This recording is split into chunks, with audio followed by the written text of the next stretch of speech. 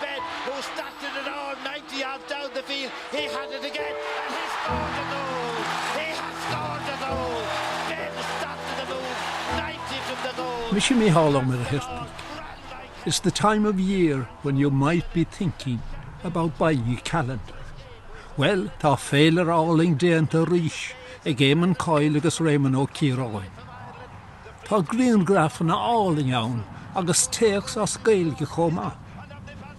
All proceeds will go to the Peter McVerry Trust for the Homeless. Last year's calendar raised €12,000.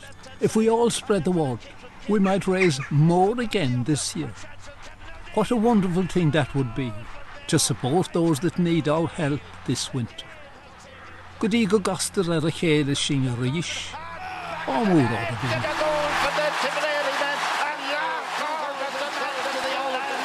That's 18, 114 to Tipperary, that's 117, and you will not hear a greater chorus of cheering at any round of the World Cup.